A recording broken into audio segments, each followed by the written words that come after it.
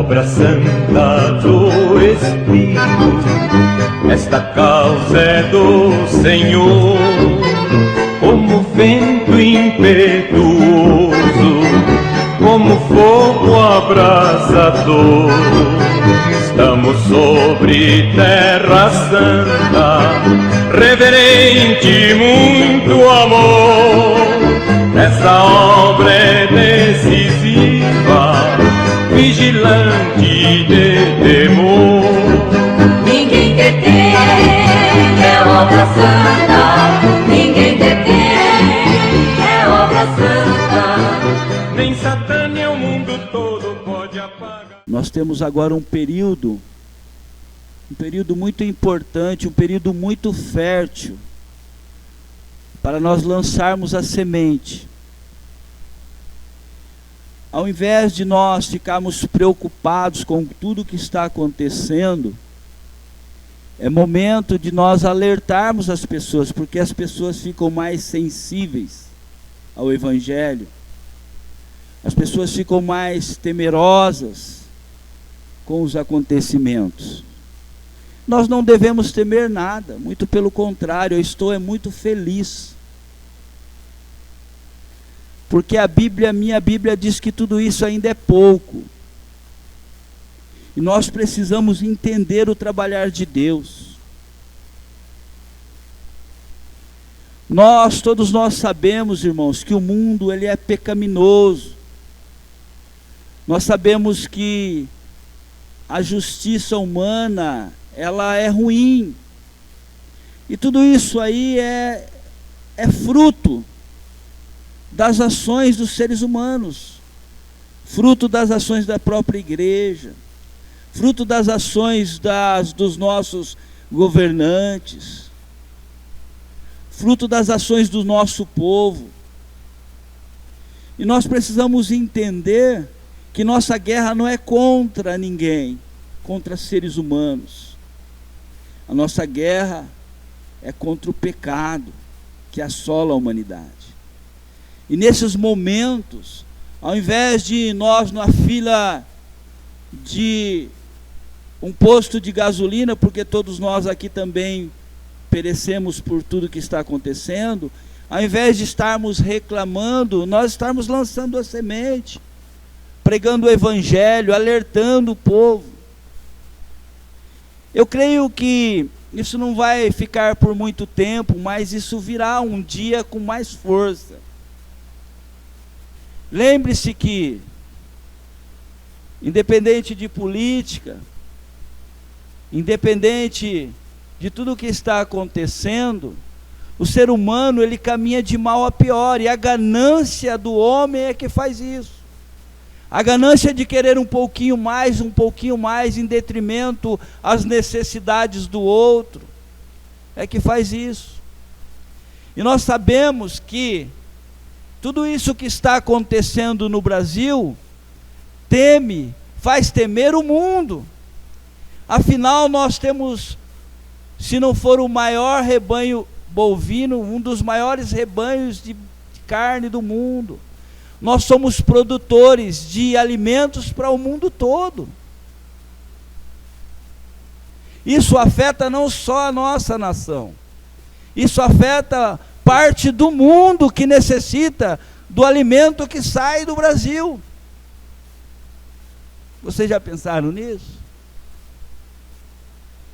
Isso é algo que, quando acontece em um país pequeno, ou um país que não tenha autossubsistência como o Brasil tem, nós temos autossubsistência, nós não temos meios financeiros para brigar com o mundo no sentido de economia, mas o resto nós temos tudo e está tudo parado. Isso afeta. Mas isso não é algo que durará por muito tempo nesse sentido, mas para nós também, nós sabemos o que está acontecendo no Brasil. Todos vocês sabem, a nossa igreja está apostatada, o nosso evangelho está no chão.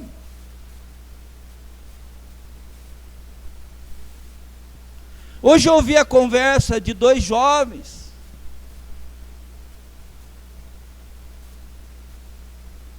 e, pelo jeito que eu ouvi, eles estão amadurecidos, porque eles estão no meio evangélico, porque eles têm famílias, porque eles têm alicerce, digamos assim.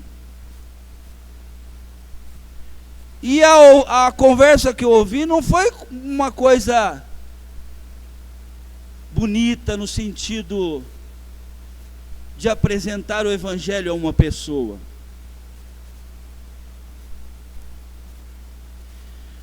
Coisas que eu ouvi que eu fico pensando, e aqueles jovens que chegam na igreja que não têm o alicerce? Coisas que os jovens falam que está acontecendo dentro das igrejas,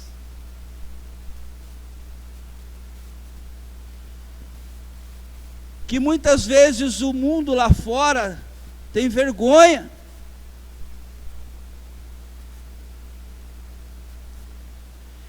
E nós precisamos entender que nós não estamos brincando de ser crente. Nós não estamos fazendo...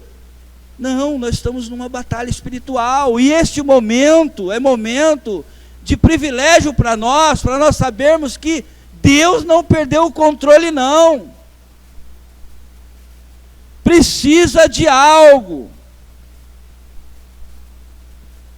A nação tem 40 milhões de pessoas que se dizem conhecedores da palavra. Eu estou falando 40 milhões de evangélicos. Mas tem os nossos irmãos cristãos de outras religiões que também são cristãos. O país é um país cristão. E como nós podemos ver um país cristão com tanta coisa ruim, ou os nossos irmãos fazendo tantas coisas erradas? Então isso ainda é pouco. Coisas terríveis acontecerão no âmbito mundial, a Bíblia alerta. E por multiplicar a iniquidade, o amor de muitos esfriará. Quem são esses muitos? O amor da igreja se esfriará.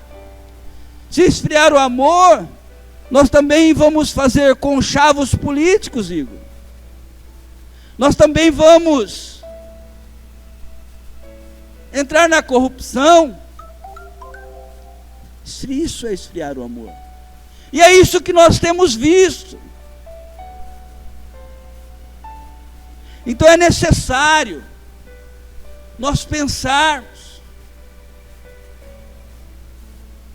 É público e notório que a nossa justiça está sem sal. Muitas vezes atuam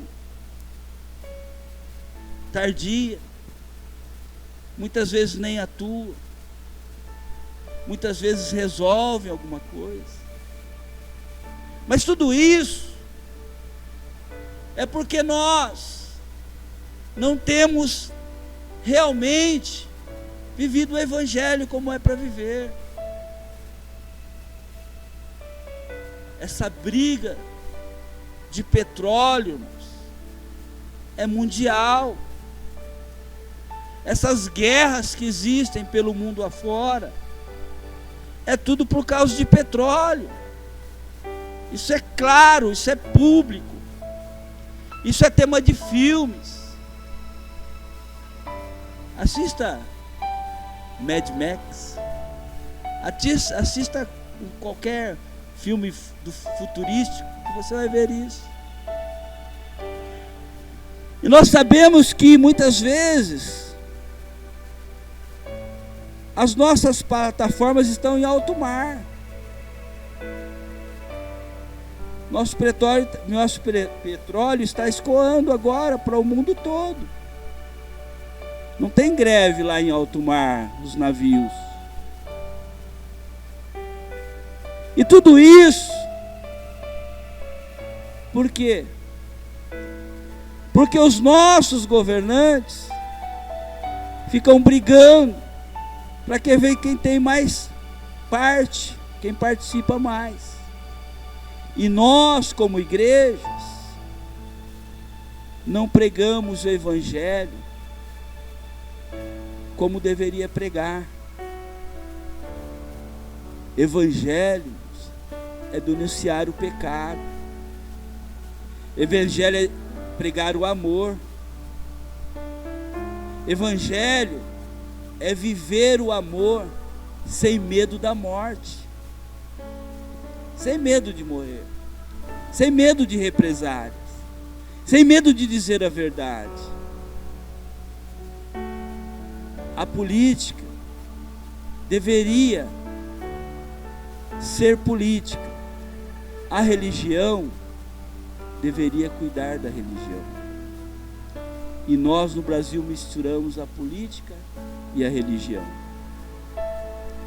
Misturar política e religião é querer que as pessoas se convertam ao Evangelho ao toque de caixa.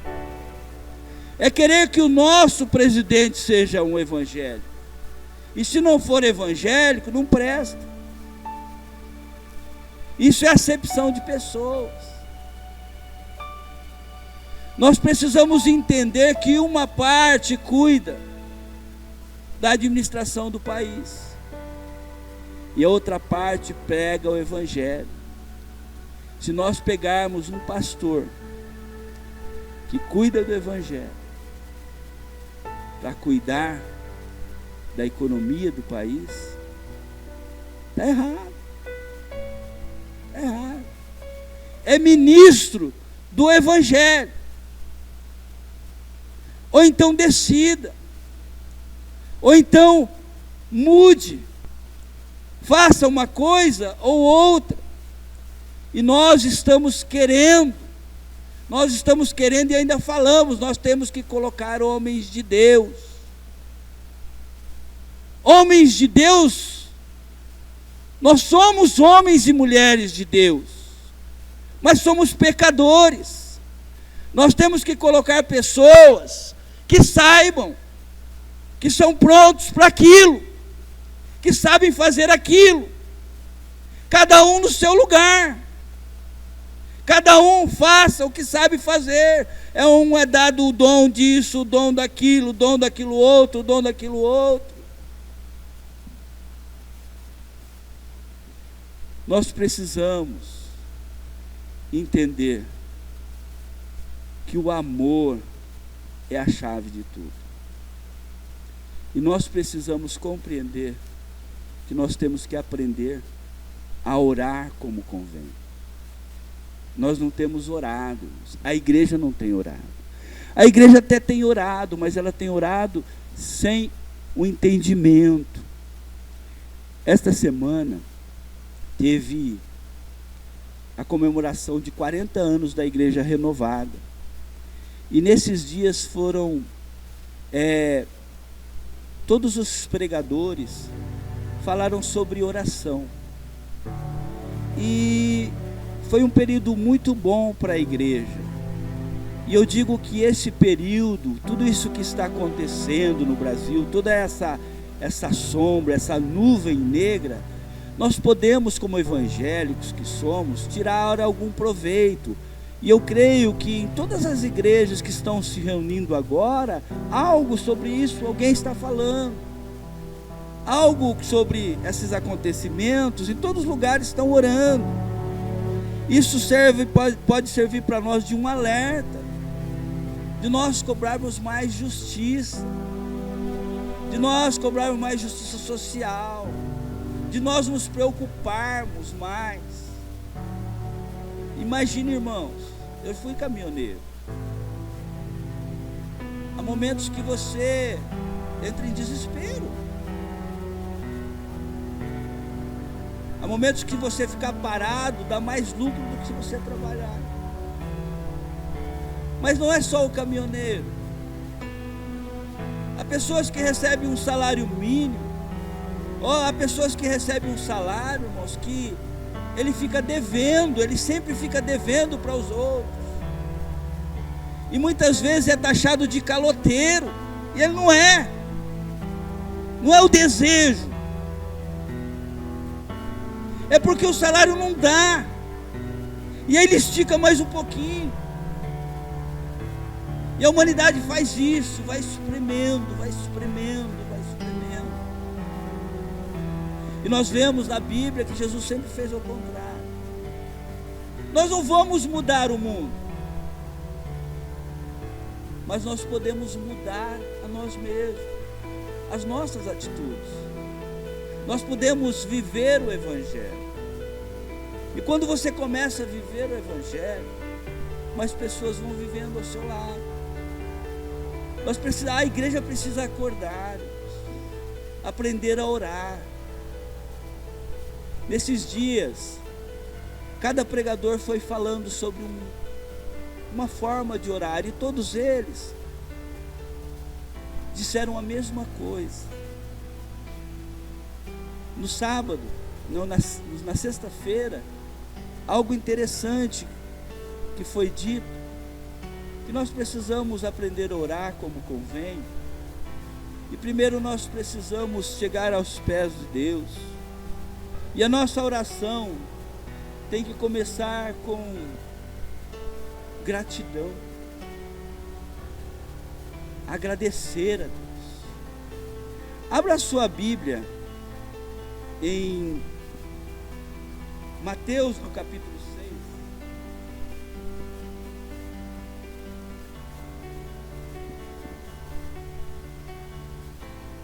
Nós vemos que Jesus nos ensinou como orar. E nessa semana, como eu estava dizendo, numa das pregações, o pregador disse que tem que começar com adoração. Nós precisamos, quando nós nos ajoelhamos, ou quando nós estamos no nosso quarto, quando nós estamos sozinhos, falando com Deus, nós precisamos ter um esboço, a nossa oração para ser completa. Nós precisamos adorar a Deus, primeiramente. Depois nós temos que agradecer a Deus. Pois nós temos que interceder pelos nossos irmãos. Pois nós temos que confessar os nossos pecados. Para no final, se você já não estiver cansado, depois de bastante oração, você pedir alguma coisa para Deus. E nós vemos que nas nossas orações nós ajoelhamos e já vamos pedindo, pedindo e pedindo. E as nossas orações não são respondidas justamente por causa disso. Porque nós não sabemos como pedir.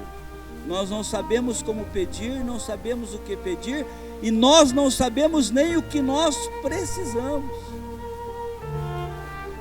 Na verdade, nós precisamos entender que Deus, Ele cuida de nós. E nesta noite eu gostaria de, juntamente com os irmãos, meditar, Igor, a oração do Pai Nosso, de uma forma a que eu aprendi com um missionário. Eu confesso aos irmãos que eu não me esqueço do amor daquele homem, um homem já com os cabelos grisalhos, mais ou menos uns 60 anos de idade. Foi ali em Assis. Ele veio passamos um final de semana com ele na MISPA. Ele deu aula para nós. E no domingo de manhã ele meditou conosco na oração do Pai Nosso. Mas o que mais me admirava na vida daquele homem é a vida dele. Ele é filho de missionários.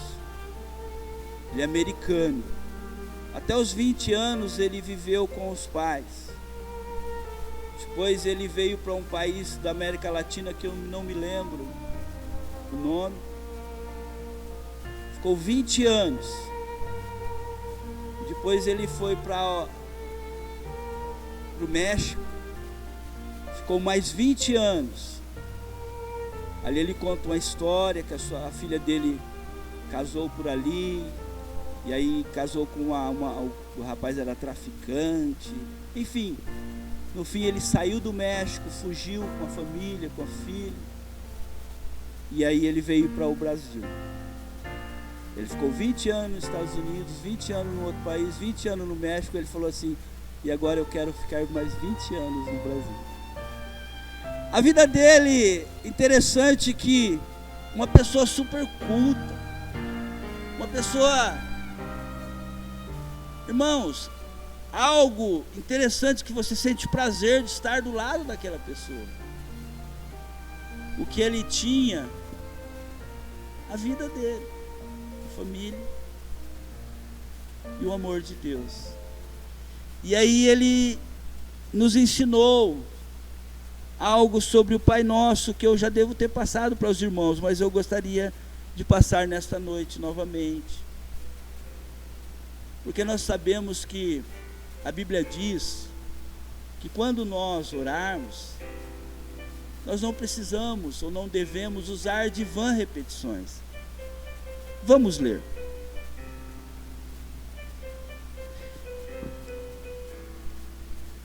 Capítulo 6 de Mateus. Continuação do Sermão da Montanha. Esmola, oração e jejum. Versículo 1 diz assim: guardai-vos de fazer a vossa esmola diante dos homens, para seres vistos por eles. Aliás, não tereis galardão junto de vosso Pai que estás nos céus. Quando, pois, deres esmola, não faças tocar trombeta diante de ti, como fazem os hipócritas nas sinagogas e nas ruas, para serem glorificados pelos homens. Em verdade vos digo que já receberam o seu galardão. Mas, quando tu deres esmolas, não saiba a tua mão esquerda o que faz a tua direita, para que a tua esmola seja dada ocultamente, e teu Pai, que vês em segredo, te recompensará publicamente.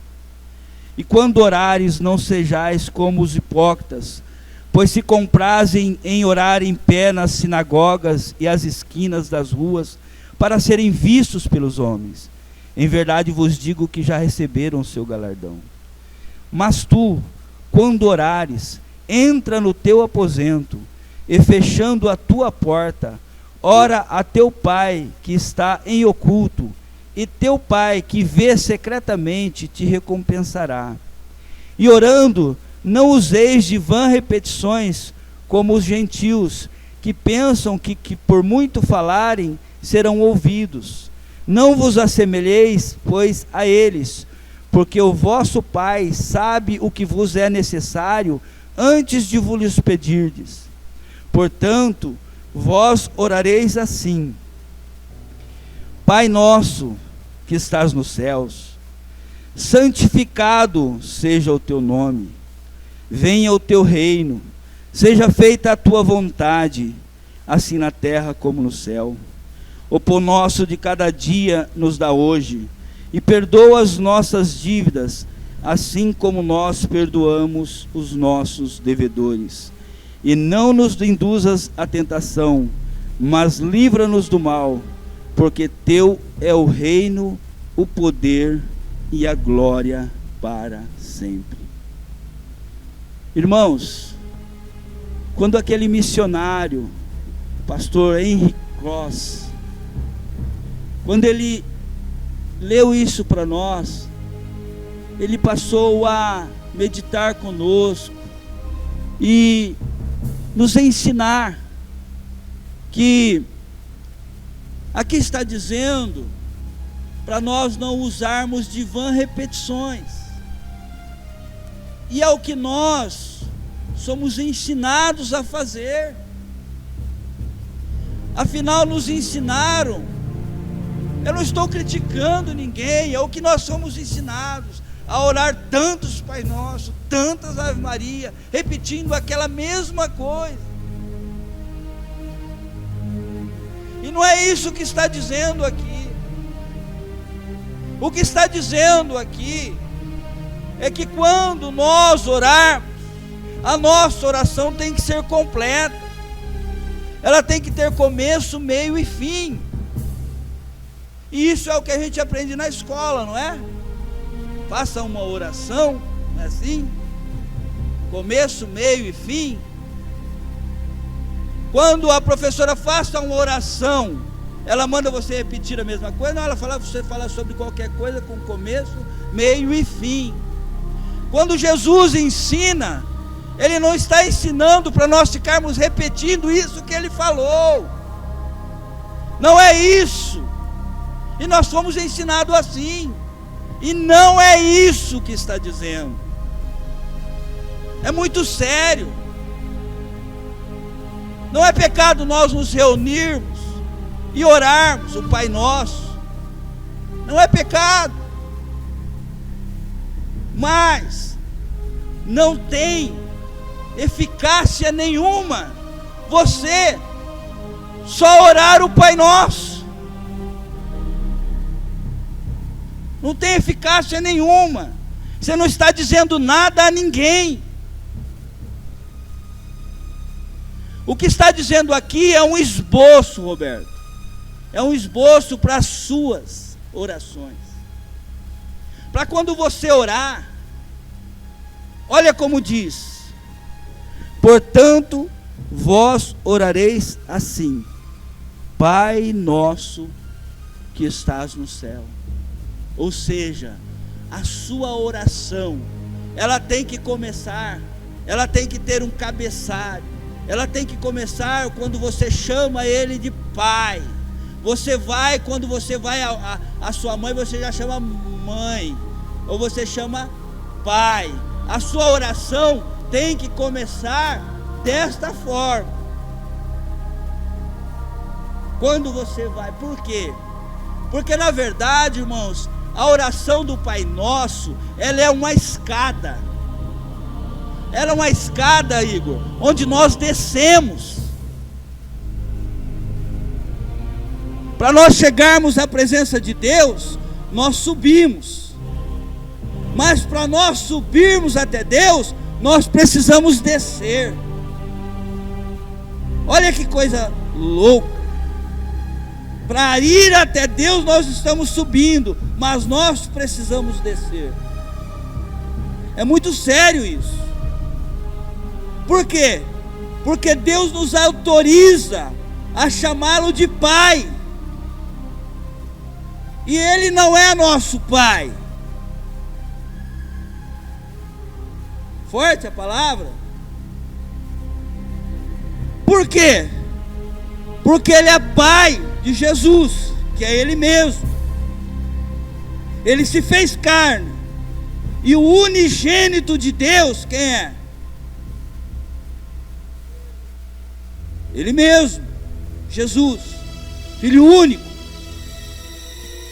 Mas Ele nos adotou, não é isso? Não é isso?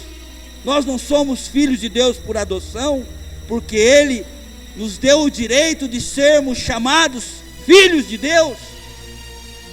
E Ele nos autoriza a ir até Ele, Igor, como você faz comigo, e me dá muito prazer.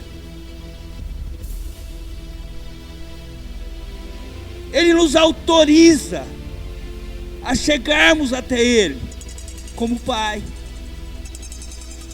Ele nos dá esse direito.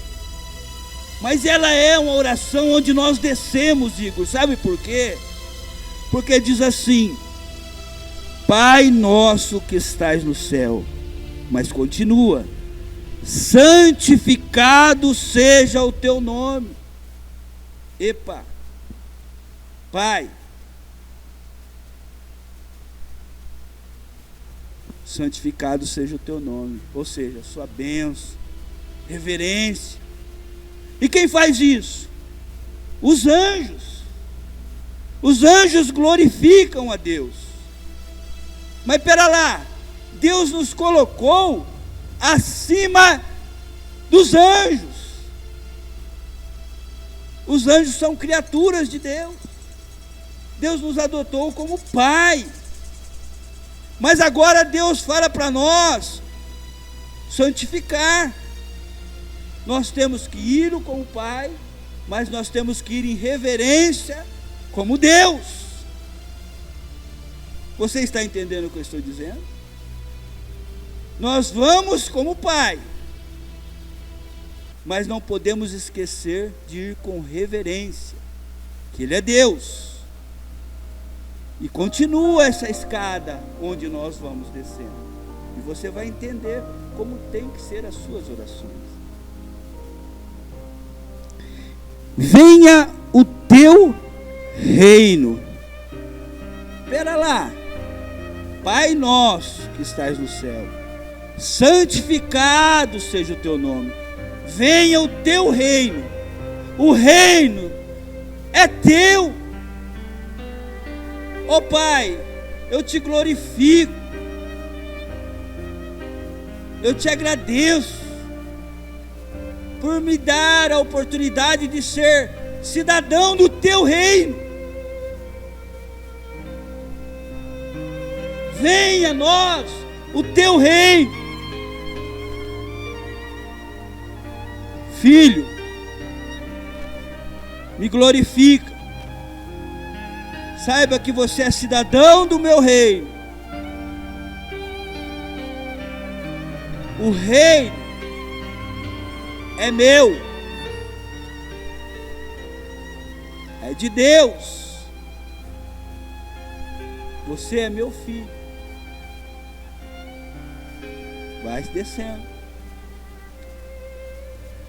Depois o Henry Closs continuou nos ensinando. Ele diz assim: seja feita a sua vontade, assim na terra como no céu. Pai, eu te glorifico. Obrigado por me deixar ser cidadão do teu reino. E seja feita a tua vontade, eu sou o teu servo. Vocês estão entendendo? Nós estamos descendo. Esse é o esboço da oração. Filhos, que devemos adorar, que devemos saber que somos cidadão do rei, mas que somos servos. E continua.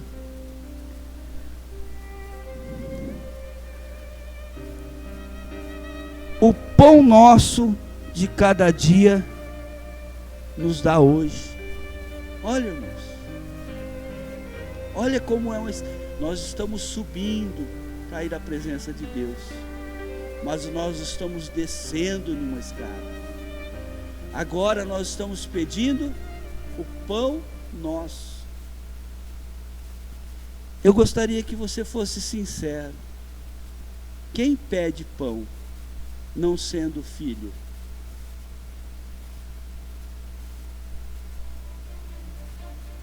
Mendigo. Nós somos como mendigos, necessários, carentes do pão de cada dia. Filhos, adoradores, cidadão do rei, servos, mendigos. Era isso que o apóstolo Paulo tentava passar para nós. Era isso que Jesus tentou viver para nos mostrar. Que Ele se desfez de toda a sua glória, habitou o nosso meio. Ele não tinha onde reclinar a cabeça e era dono de tudo. E agora, mas vai além. E perdoa as nossas dívidas, assim como nós perdoamos aos nossos devedores. Filhos, adoradores como anjos, cidadãos do reino, servos, mendigos e devedores.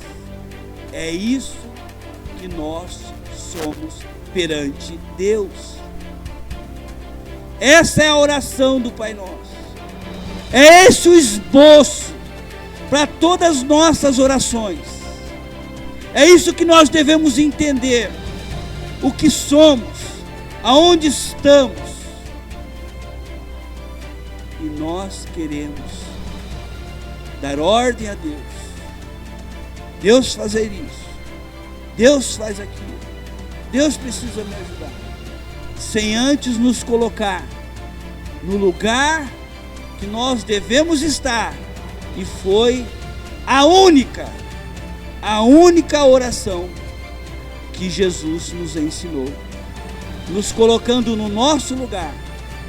Nos dando o direito de ser filhos. Mas prestarmos atenção em quem nós somos realmente. Somos devedores. Mas para finalizar, olha o que diz: e não nos induzas à tentação, mas livra-nos do mal, porque teu é o reino, o poder e a glória para sempre. Senhor, tenha misericórdia da minha vida, porque o Senhor é dono de tudo, o poder, a honra e a glória. Eu não sou merecedor. Me livra de todo mal.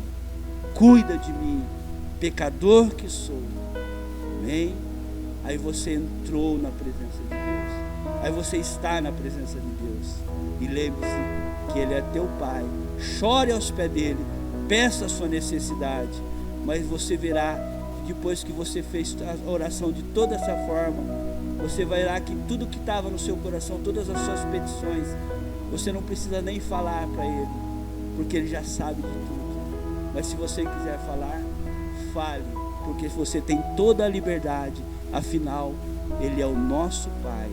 Ele nos ama e Ele quer nos abençoar. Amém? Que Deus nos abençoe.